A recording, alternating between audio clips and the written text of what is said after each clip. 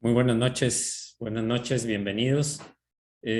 Vamos a iniciar con nuestra reunión de enseñanza y oración y pues el Señor quiere sembrar en nosotros hoy un nuevo tema del cual pocas veces se habla tan específicamente como parte de las habilidades que el Espíritu Santo eh, pone en nosotros desde que recibimos el Espíritu Santo y las cuales nos toca a nosotros desarrollar, atender y buscar para cada día conocer más al Señor. Vamos a orar. Señor, gracias Señor. Sabemos que tú eres un Dios de amor y queremos conocerte cada día más, Señor, y cada vez más profundo, porque eso es algo que alimenta nuestro amor hacia ti, Señor. Gracias, Señor, porque tú lo hiciste posible a través de las habilidades que el Espíritu Santo ha puesto en nosotros, a través del poder, del poder del Espíritu. Señor, y esta noche queremos desarrollarnos en eso para glorificar tu nombre, exaltarte y hacer todo conforme a tu voluntad, Señor, tal como nos lo has enseñado. En el nombre de Jesús, Señor, nos disponemos, estamos rendidos a tus pies, queremos aprender. Ministranos a cada uno en especial, Señor, en el nombre de Jesucristo. Amén. Bien, pues vamos a compartir el tema que tiene que ver precisamente.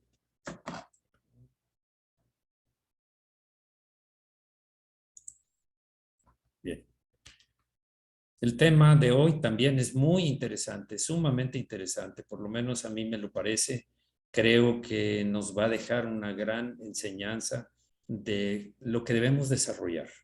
Dios es bueno, Dios es poderoso, Dios va a ayudarnos a entender esto. Bien, el tema que nos toca compartir hoy, que es el 13, la sesión número 13 de la mente de Cristo, del tema de tener la mente de Cristo, tiene que ver con el espíritu de conocimiento.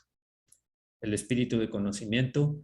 Y vamos antes de eso a recordar la imagen que hemos manejado durante estas 13, ahora 13ª sesión respecto a la mente de Cristo. Dijimos que son los 7 espíritus de Dios que nos dan la mente de Cristo. Isaías 11:2 dice, y reposará sobre él el espíritu de Jehová, espíritu de sabiduría, de inteligencia, de espíritu de consejo y de poder, espíritu de conocimiento y de temor de Jehová. Estos 4 ya los hemos visto, ya hemos platicado, profundizado en cada uno de ellos. Pero vamos antes de entrar en el tema del conocimiento, del espíritu de conocimiento, vamos a hacer un repaso de estos 4, un breve repaso de estos 4. Es importante que no nos olvidemos de que son 7 lámparas en ese mismo candelabro. Vamos a entrar entonces. En un creyente nacido de nuevo, sabemos que el Espíritu de Dios es la fuente de poder. El Espíritu de Dios nos es otorgado desde que creemos, desde que somos salvos.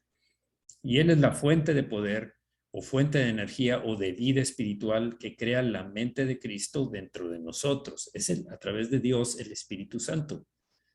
En la primera que vimos, el Espíritu de Dios, y luego viene el Espíritu de sabiduría, que son los pensamientos sobrenaturales de Dios en total. Todos los pensamientos. Vas a poder entender la escritura, vas a tener grabada la escritura, y para entenderla es el espíritu de inteligencia o de entendimiento, que es la iluminación sobrenatural de Dios para esos pensamientos. Enseguida el espíritu de consejo, que son las instrucciones personales de Dios para nuestras situaciones particulares. Dios te dirige, Dios está atento a lo que enfrentas. ¿Por qué? Porque Él está previendo todo lo que vamos a vivir y Él nos da el consejo conforme a su palabra. Ya hemos platicado de esto en muchas ocasiones, te habla directamente por la palabra, otras a través de versículos que vienen, que has almacenado en tu memoria y que son usados por el Espíritu Santo para darnos el consejo preciso del momento que vamos a vivir o estamos viviendo. Y por supuesto el espíritu de poder, que es la habilidad sobrenatural para cumplir esas instrucciones en nuestras vidas. Ahora, hasta aquí son las 4 lámparas del candelero que hemos visto, o 5, porque el Espíritu de Dios es la central. Bien, veamos la sexta. La sexta, bueno, antes, la primera 4 operaciones de la mente de Cristo en nosotros son regalos sobrenaturales que recibimos cuando nacemos de nuevo. Están disponibles ya están listos, operando en muchas ocasiones, aunque nosotros no estábamos conscientes de esto, del significado de Isaías 11:2, de cómo era representado por el candelero, que son habilidades que el Espíritu Santo operaban ya en nosotros, porque son por la gracia de Dios o regalos sobrenaturales. Estas capacidades están disponibles para nosotros siempre, por supuesto, cuando nuestros corazones están limpios, cuando hay pureza en el corazón. Y pureza no quiere decir perfección. Pureza quiere decir que buscamos la obediencia y andar en justicia.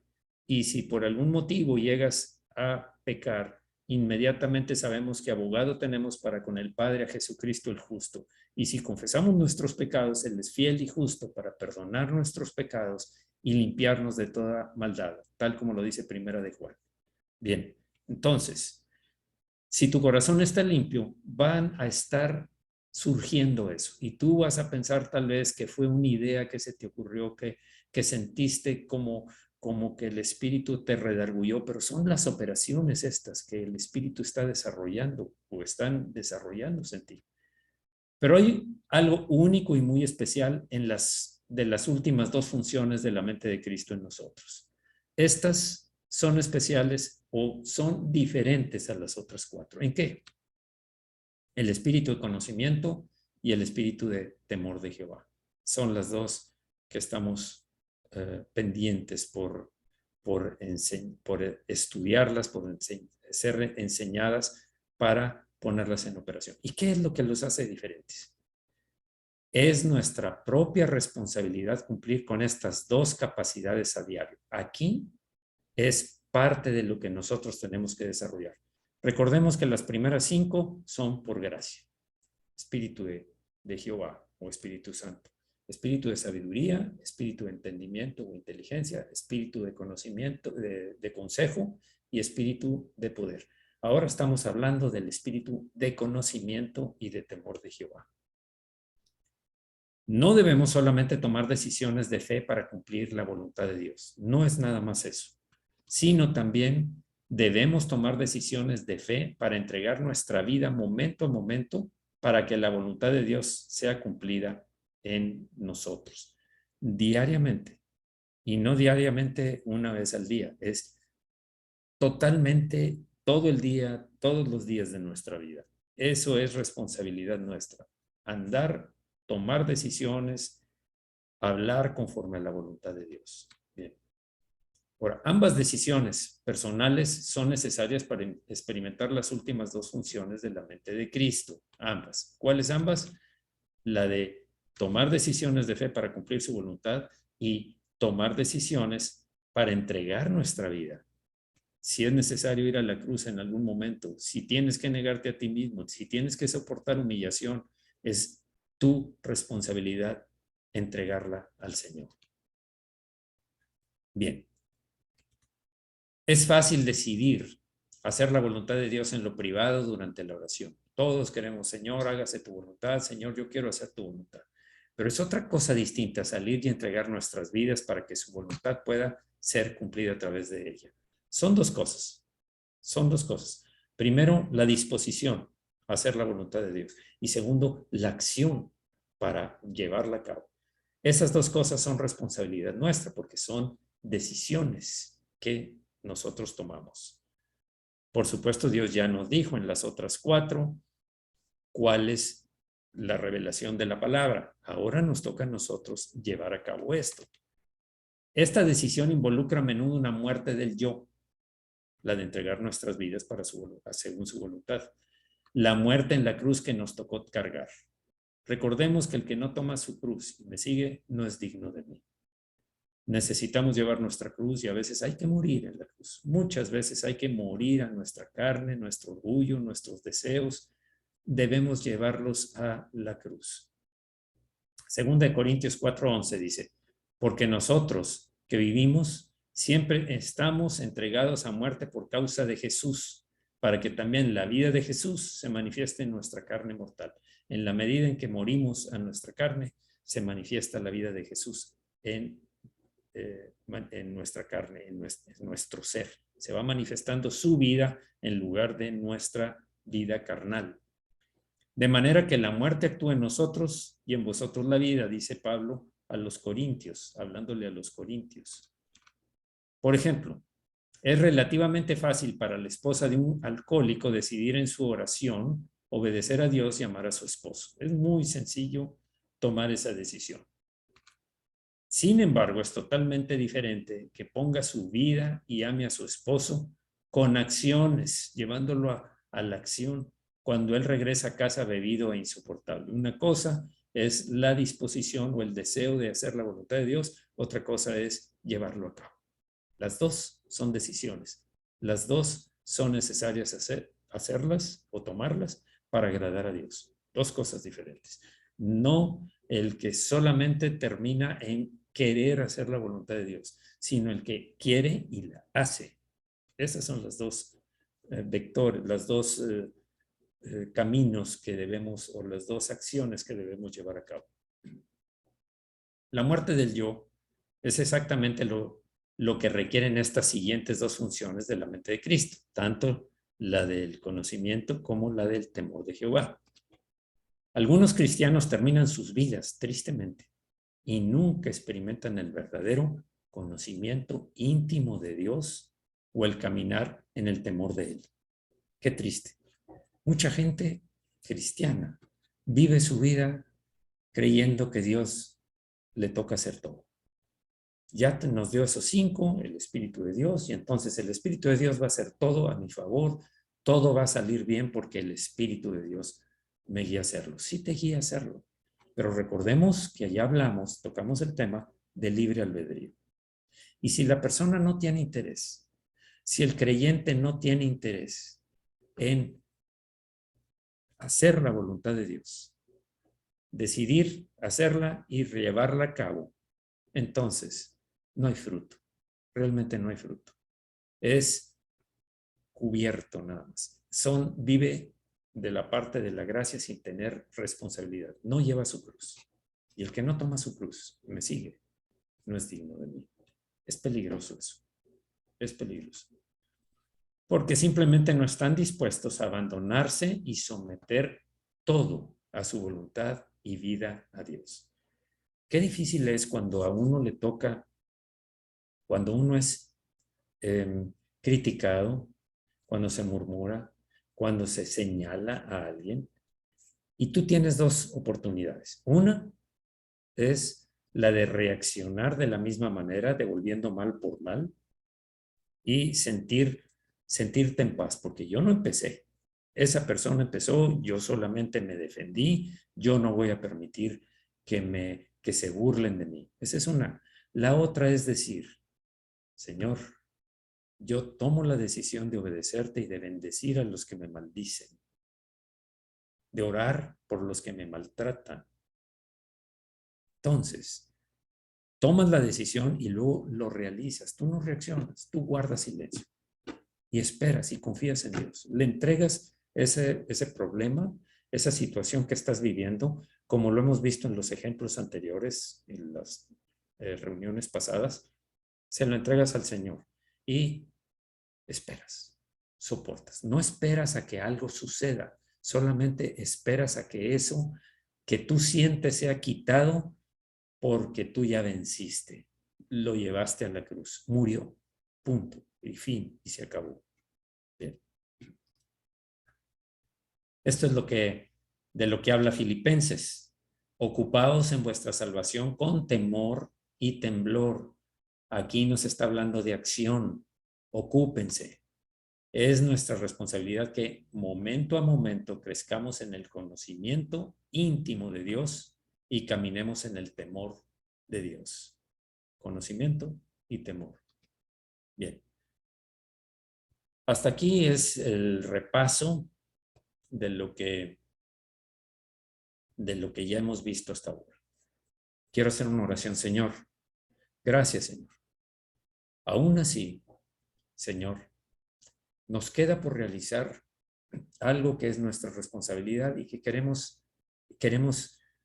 incursionar para llevarlo a cabo, para que se desarrolle en nosotros, Señor. Porque si no, estaríamos siendo cristianos débiles, cristianos como los corintios, cristianos carnales, que solamente viven de lo que, esperando que Dios haga todo sin responsabilidad. Solamente el Señor nos bendice, nos guarda, nos ama, nos protege, nos da, nos provee. Solo todo lo hace Dios y mi vida debe de ser grata. Pero Señor, sabemos que eso no es lo que dice tu palabra. Ese es un engaño. Esa es una falsa doctrina muchas veces. Y aunque sí nos amas y si eres nuestro proveedor y eres nuestro pastor y nada nos faltará, nuestra misión es ser ovejas obedientes que siguen la voz de su pastor. Y para poder hacer eso, Señor, necesitamos conocer esa voz de nuestro pastor y es a través del conocimiento, de esa habilidad que nos da el Espíritu, del conocimiento y del temor de salirnos de lo que ya sabemos que es tu voluntad. Señor, gracias por revelarnos esto. No queremos ser cristianos carnales ni cristianos como los corintios que Pablo dijo que eran niños, que era necesario darles leche. Todavía no podían comer carne porque no eran capaces. Eran como recién nacidos aún. Gracias, Señor, porque nos llevas de la mano y nos enseñas en el nombre de Jesús. Amén. Bien. De nuevo, ya vamos a entrar entonces en el tema del espíritu de conocimiento en esta ocasión. Ese espíritu de conocimiento que, como ya dijimos, es nuestra responsabilidad. Bien. Espíritu de conocimiento. Es la sexta habilidad del espíritu. Es la sexta lámpara que veíamos ahí. Bien. En griego y en hebreo, dat y oida. Oída. Oída. Bien, el espíritu de conocimiento no significa conocimiento intelectual, no hay que confundir como parte de la mente natural, sino conocimiento espiritual experimental. Experimental. No es conocimiento en la cabeza, sino algo que conocemos a través de una experiencia vivida en su trabajo, en el trabajo del espíritu en nuestra vida. Algunas personas se saben la Biblia al derecho y al revés. Aún así, no tienen esta clase de conocimiento íntimo de Dios.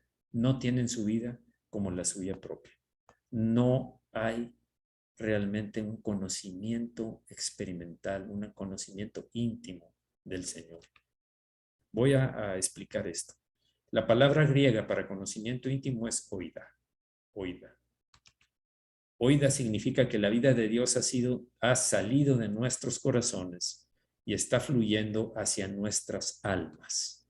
Significa que su amor ágape se ha convertido en nuestro amor.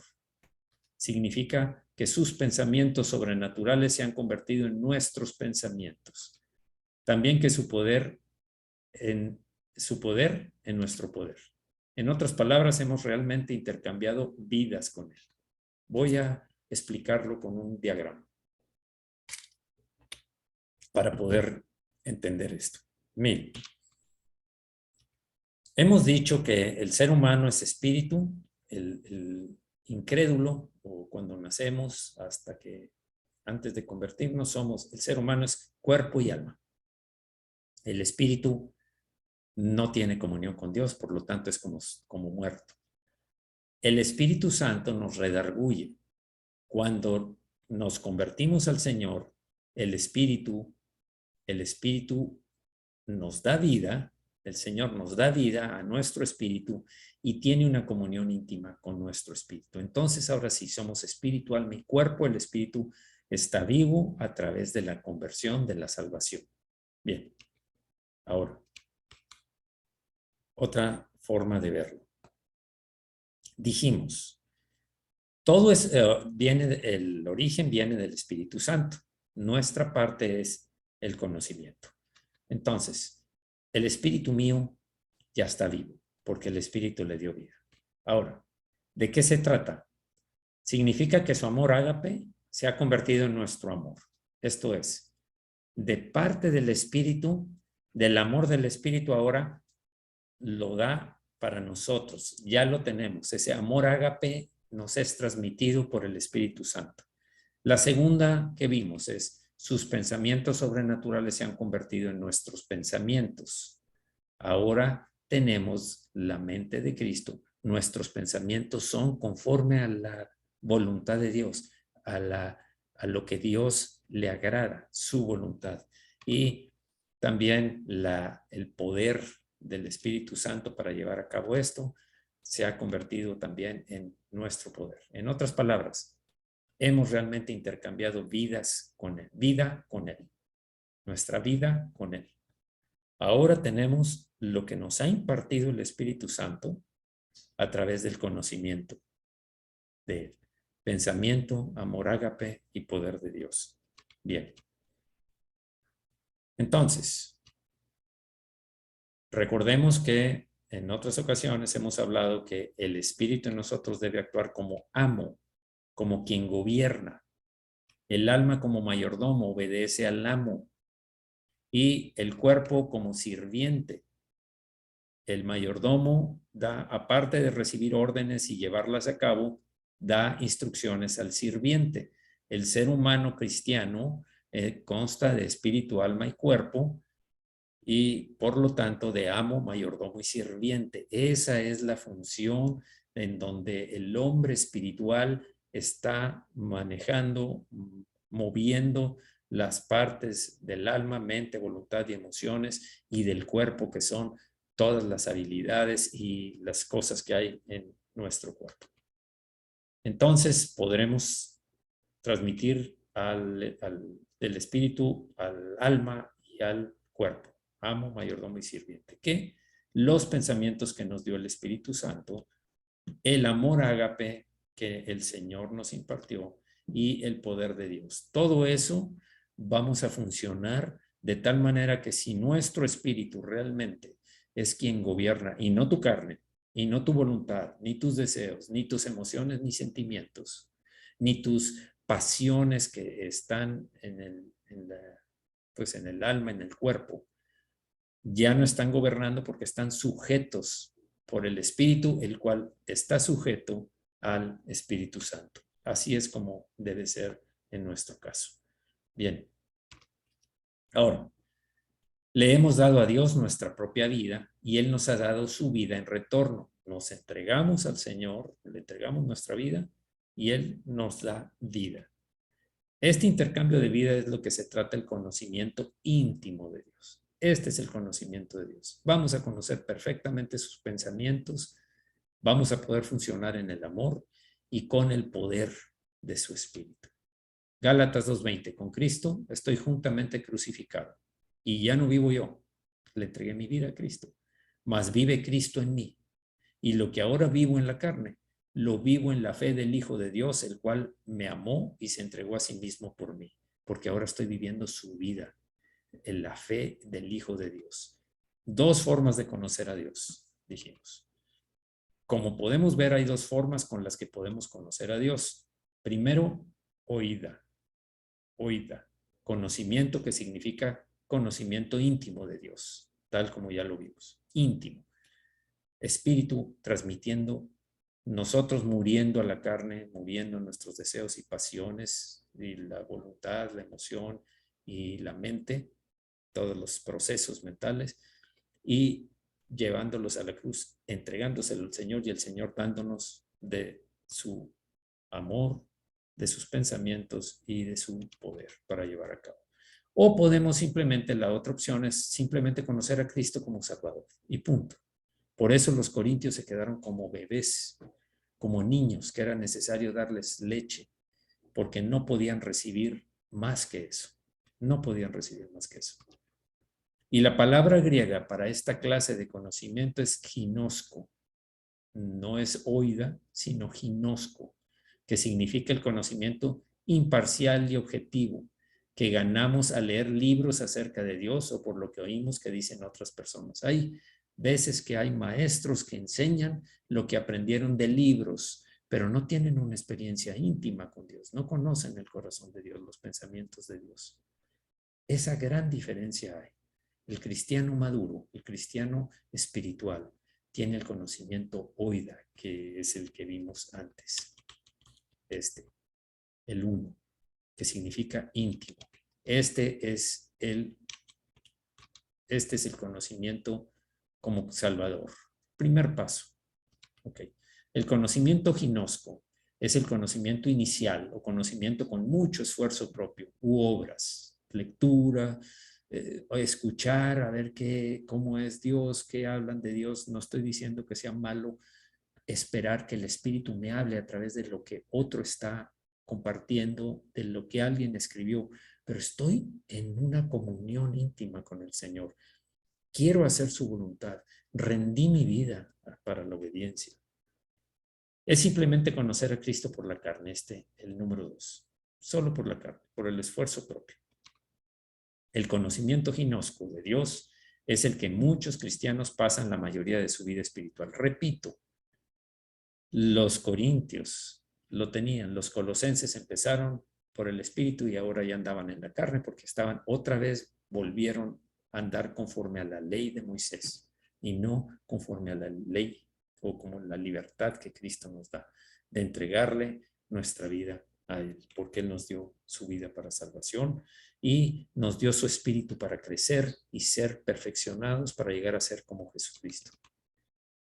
Ok, ahora, la palabra hebrea para conocimiento inicial o conocimiento ginosco o conocimiento de los primeros pasos, yada. En el Antiguo Testamento a menudo se refiere al matrimonio o al acto del matrimonio. Es interesante porque podemos estar casados con alguien y aún tener relaciones íntimas con esa persona por años y aún así nunca haber experimentado la intimidad que Dios designó que experimentáramos en el matrimonio. Entonces, ¿cuándo se experimenta eso? Simplemente pasamos por las emociones y el deseo. Y hay tanta gente que vive así. Por eso hoy en día se ha desatado ¿para qué nos casamos? Vamos a vivir juntos y si nos hallamos bien, seguimos hasta que nos aburramos, hasta que nos cansemos uno del otro y luego cada quien por su parte y otros dan libertad para que ande con quien quiera u otros pues también pueden casarse y luego ya no seguir y volver a otro. Eso es lo que está pasando hoy en día, tristemente. Es un conocimiento ya comparado con ese tipo de matrimonio. Desafortunadamente, el acto físico en sí no es lo que nos da intimidad. Definitivamente no es. Cuando dije relaciones íntimas arriba, en el párrafo 3, me refiero no a relaciones de intimidad como la que Dios quiere, sino íntimas en lo secreto. Ande. Aquí ando. Bien. Entonces, la intimidad ocurre cuando nuestros corazones, almas y cuerpos son uno solo. Corazón, alma y cuerpo se unen, están unidos. Nuestro espíritu, alma y cuerpo están en uno. Esa es la intimidad que Dios quiere. Dejarán el hombre a su padre y a su madre y se unirá a su mujer y serán una sola carne. Ya no más dos, sino uno solo. Y lo que Dios unió, no lo separa el hombre, dice la Escritura. Puede decirse lo mismo de nuestra relación con Jesús, tal cual. Podemos conocerle como Salvador y aún así estar totalmente consumidos por nosotros mismos. Orgullo, codicia, conformados a este mundo y viviendo una mentira. Ese no es un creyente que va a perdurar, porque no todo el que me dice Señor, Señor entrará en el reino de los cielos, sino el que hace la voluntad de mi Padre, dijo Jesús. Dios dice que el resultado de esta forma de pensamiento es cautiverio, prisión y atadura total a la carne, carnalidad. Por eso es que no hay crecimiento, por eso es que no hay interés, por eso es que es más atractivas las distracciones, el prorrogar, el leer la palabra, el participar en este tipo de reunión, el de algo que sea más atractivo, algo que me mantenga interesado, pero estás buscando la carne, no estás buscando conocer al Señor ni esperar qué es lo que el Espíritu Santo me dice. A mí me llama mucho la atención en Apocalipsis, cuando el Espíritu, cuando termina a cada una de las iglesias el mensaje, el Señor Jesús le dice, oigan lo que el Espíritu dice a la iglesia. El que tiene oídos para oír, oiga lo que el Espíritu habla a la iglesia. El Espíritu, no Juan que le escribió. Así es que no es el predicador, no es el que enseña, pon atención si está hablando en el Espíritu o si es una persona que no conoce íntimamente a Dios, al Espíritu Santo, sino conoce de Él. Es diferente conocer de Él a conocerlo a Él. Es muy diferente. Saber de Él que saber cómo es Él. Repito un ejemplo que me gusta porque me ilustró mucho esto que estoy hablando. En una reunión de siervos, vamos a decir, pasó un gran orador y habló tremendamente del Salmo 23. Jehová es mi pastor y nada me faltará. En lugares de delicados pastos me hará descansar y junto a aguas de reposo me pastoreará. Y confortará mi alma, me guiará por sendas de justicia, por amor de su nombre. Su vara y su callado me infundirán aliento. Aunque ande en valle de sombra de muerte, no temeré mal alguno. Y así hasta terminar. Tremendo. Terminó y un aplauso sonoro de pie toda la concurrencia, todos los que estaban en el auditorio. ¡Wow! ¡Qué tremendo! Le tocó el turno a un pastor, un predicador, que era más humilde, que venía de una región en donde había varias comunidades pequeñas. Fue invitado como parte de la organización a que expusiera algo con respecto al Salmo 23. Y él habló del Salmo 23. Y dijo, Jehová es mi pastor y nada me faltará. En lugares de delicados pastos me hará descansar y junto a aguas de reposo me pastoreará. Confortará mi alma, me guiará por sendas de justicia por amor de su nombre. Su vara y su callado me infundirán aliento. Aderezas mesa delante de mí en presencia de mis angustiadores. Aunque ande en valle de sombra de muerte, no temeré mal alguno, porque tú estarás conmigo. Y termina. Ciertamente el bien y la misericordia me seguirán todos los días de mi vida, y en la casa del Señor moraré por largos días. Cuando terminó, ni un aplauso. No se levantaron. El hombre se dio la vuelta y se bajó a sentarse en su silla, en su lugar. Cuando el que estaba platicando esto, cuando volteó a ver a la gente que no había reaccionado ante eso, no podían. Estaban llorando. Estaban llorando, tremendamente tocados, porque quien hablaba era a través de este vaso de barro, de ese vaso, era el Espíritu Santo. Y fueron impactados de tal manera que no hubo explosión emocional, sino fue una contrición, un convencimiento de que lo tremendo que significa que el Señor sea nuestro pastor. A eso se refiere. Esas son las dos formas. La de que se puede hacer con mucho adorno o la que se puede hacer con mucha humildad, como en este caso. Oseas 4:6. Mi pueblo fue destruido porque le faltó conocimiento.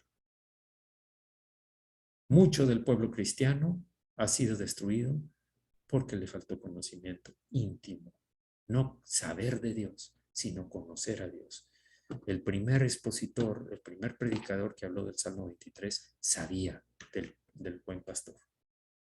El segundo, el que era de las comunidades pequeñas, conocía al buen pastor, no sabía de él, lo conocía, tenía un conocimiento íntimo del Señor. Muchos cristianos nunca progresan más allá del conocimiento inicial de Dios. Sí, el Señor es mi Salvador, el Señor me guarda, el Señor me prospera, el Señor me protege, el Señor yo le pido y Él me da.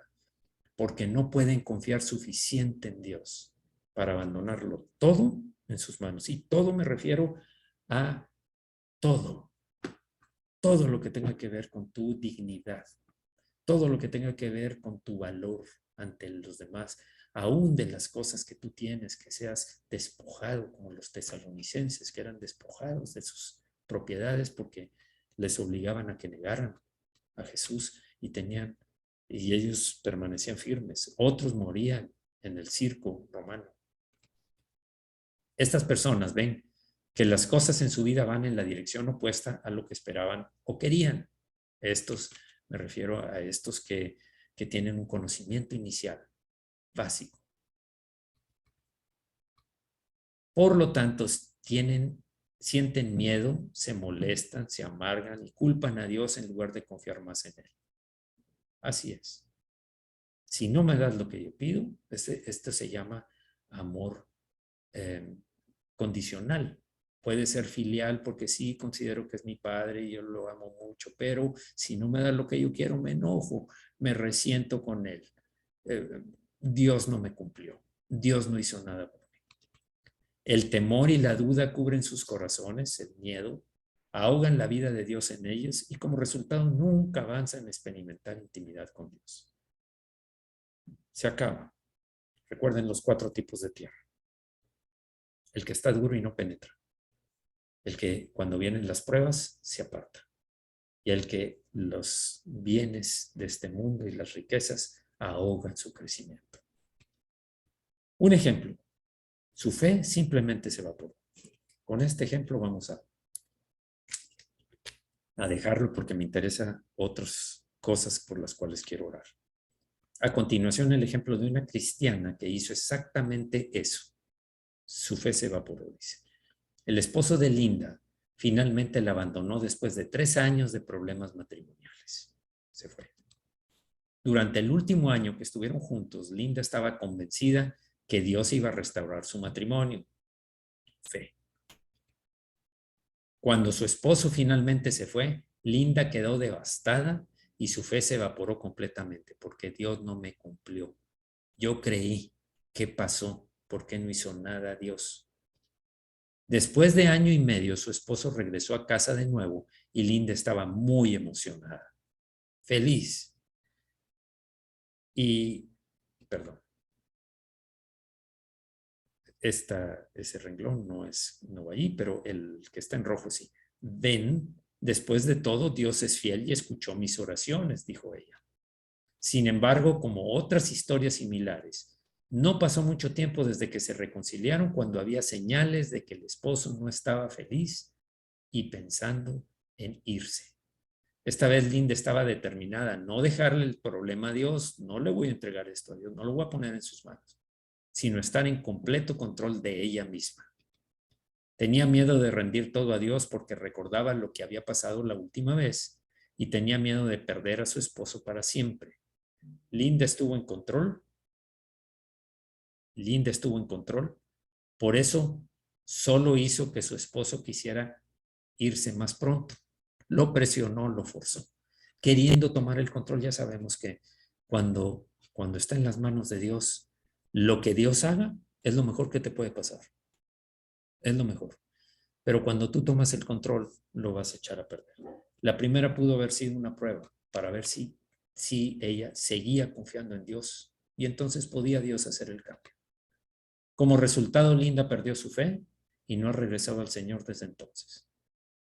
Era conocimiento inicial del Señor lo que ella tenía. Su fe débil. Como aquellos hombres que salieron de Egipto y que en el camino, cuando vieron que faltaba pan, faltaba agua, no tenía que comer, falló su fe. Falló todos los milagros, todas las maravillas que habían visto para salir de Egipto. Aún ahí se esfumaron. Solo Moisés, Josué fueron firmes para seguir adelante. Esto es exactamente triste, pero es un ejemplo real de alguien que solamente tenía el conocimiento inicial de Dios. Bien. Permítanme. Este, voy a dejarlo hasta aquí porque quiero orar por un tema especial. Primero vamos a cerrar este tema. Señor, muchas gracias, Señor. Muchas gracias, Señor. Porque tenemos todo lo necesario para conocerte íntimamente. ¿Qué esposo o qué esposa quisieran casarse solo para satisfacer sus necesidades físicas o sexuales y emocionales temporales? Ninguno en sus 5 sentidos, porque quieren una vida plena, llegar a ser uno. Pero Señor, tú nos has dado lo suficiente para llegar a un conocimiento pleno y crecer, añadir a nuestra fe virtud, a la virtud conocimiento, al conocimiento dominio propio, al dominio propio paciencia, a la paciencia piedad, a la piedad afecto fraternal y al afecto fraternal amor, la escalera que nos muestra Pedro en su carta. Sí, Señor, nosotros queremos eso. De veras, Señor, necesitamos eso. Y el costo es morir a nosotros mismos para que ya no vivo yo, mas vive Cristo en mí. Y lo que ahora vivo, lo vivo en la fe del Hijo de Dios. Eso es lo que nosotros queremos, Señor. Yo te pido que se multiplique esto en la iglesia Semillas de Amor. Que realmente busquemos eso y no solamente la apariencia de ser creyentes que cumplen con las básico para ser vistos, sino realmente porque te amamos y te conocemos íntimamente, Señor. Te lo pido en el nombre de Jesucristo, Señor. Te pido en el nombre de Jesucristo que esto suceda, que esto se lleve a cabo. Señor, que nos demos cuenta que es nuestra responsabilidad que esto suceda para llegar a crecer. Por eso dice Pedro, añadan a su fe virtud, a la virtud conocimiento. Se trata de que nosotros tenemos que hacerlo. Para tener conocimiento es nuestra responsabilidad buscarlo, sacrificando nuestra vida en la cruz para que tu vida viva en nosotros, Señor. Gracias, Señor, por darnos tus pensamientos. Gracias, Señor, por darnos de tu amor ágape. Y gracias, Señor, por tu poder, no solamente para llevar a cabo obras que tú quieres que se realicen, sino el poder de andar obedeciéndote y siendo como luminares en el mundo, que realmente demos testimonio de cómo tú nos has transformado de ser carnales, de ser rebeldes, como éramos antes de la conversión, a empezar en el conocimiento inicial, pero crecer al conocimiento íntimo que estamos adquiriendo cada día, Señor, cada momento, cada oportunidad que pones delante de nosotros para que crucifiquemos nuestra carne, Señor. Porque las pruebas son oportunidades precisamente para crucificar la carne y para que aumente tu vida en nosotros, Señor. Muchas gracias, Señor, en el nombre de Jesucristo, por la maravillosa experiencia diaria que nos das de morir en la cruz, para que vivas cada día en más profundidad y en más excelencia en nosotros, Señor. En el nombre de Jesús, yo te doy gracias por todos aquellos que están sanando, aún los que están delicados, aún aquellos que están todavía hospitalizados por diferentes razones. Señor, gracias porque sé que tú estás ahí, porque tu iglesia intercede, como lo hizo cuando Pedro estaba en la cárcel y fue un ángel a abrir las puertas de la cárcel. Así, Señor, juntos ahora nosotros intercedemos para que esas personas, cuando tú toques o cuando envíes, Señor, tu palabra, como lo hacías a los que te lo pedían, aún lejos, la persona sanaba o era liberada. Muchas gracias, Señor, te lo pido en el nombre de Jesús, que sea tu nombre exaltado por esas personas y por nosotros mismos.